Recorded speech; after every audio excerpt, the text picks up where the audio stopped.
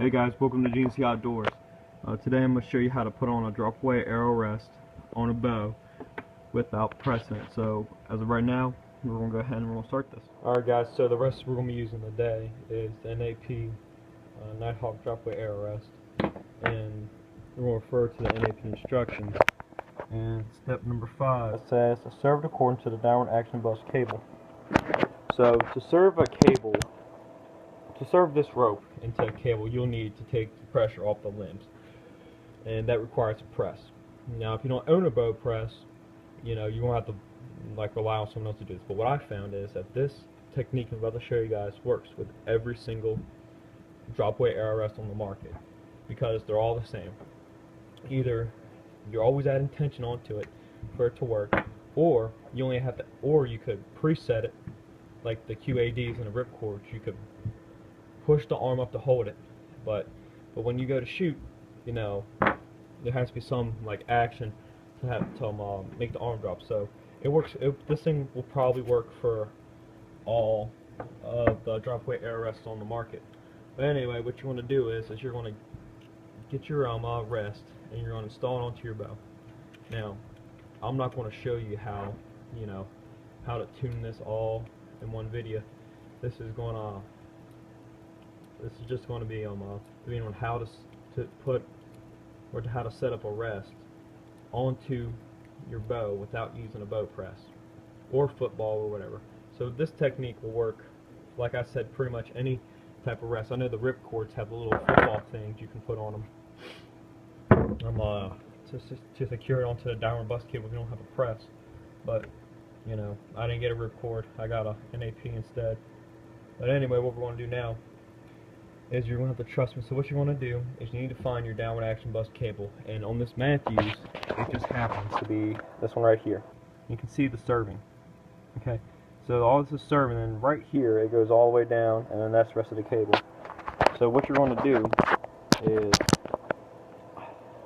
you're going to take your rope from your rest, and you're going to tie a D-loop knot. The D-loop knot is tied. You want to go down, over, under, and through. Alright, so when you get done tying it, it should look something like this. Knit and frame should look something like that. So now what you want to do is you're going to cinch this thing down.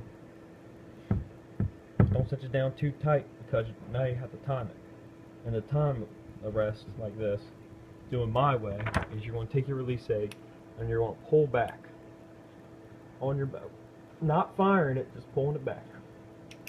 Okay, so now this thing's pretty much timed, and now what you want to do is you want to cinch this sumbitch down. Alright, so now what I'm going to do is I'm going to pull back and test this. Now, you can mess this, if you mess this up and you feel like you're not even all the way through your draw cycle and it feels like you hit a wall, let down and add a little more slack onto the rope, because you don't want to pull through that wall because you might ruin your rest. But anyway, we're going to pull back now, and the arm comes up. Okay, so now what I'm going to do is I'm going to cut to another part of the video showing you that the arm comes up every single time I pull, because when I fiddle with my camera, as you probably already heard, the quality and the audio gets messed up. So we're going to cut to that right now. Alrighty, so we got our rest timed up and ready to go. We have the D-loop knot tied onto the downward action bus cable. So now what we're going to do is I'm going to draw this back to show you guys that this thing actually works. The arm is up, and that's still a D-loop knot. I can still move it around and do whatever I want with it.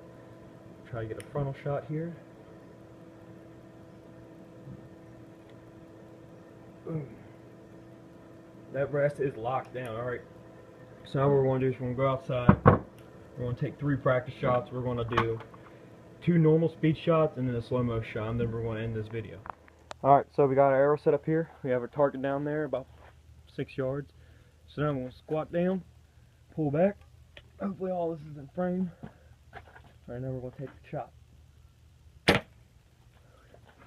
Alright, so we're going to take one more normal speed shot, and we're going to move on to the slow-mo.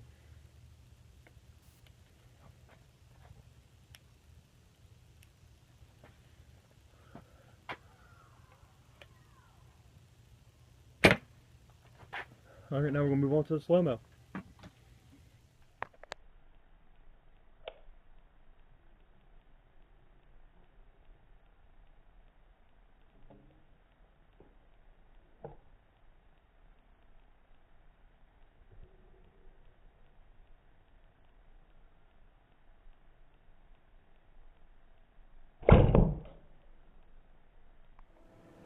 Alright guys, so I just got done showing you how to set up pretty much any drop-away air rest on the market without using a boat press, but just tying a D-loop onto your downward bus cable and having to hit that servant, and it's pretty much going to be on time every single time. So hopefully you guys learned something from this video. You know, just think about all the money I just saved you.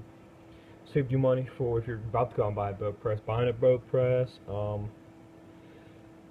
going to your pro shop and having them charge you upwards between 20 to 30 bucks to do this, and yeah, so I think I saved you guys a lot of money. So, you know, I do this because I like to do this. I ran into a problem. I don't own a boat press. I don't feel like going to my local archery shop and getting ripped off. So I decided to figure out a way on my own how to do this. So I'm glad I was able to show this to you guys, and please rate, comment, subscribe. Until next time, guys, have a nice day.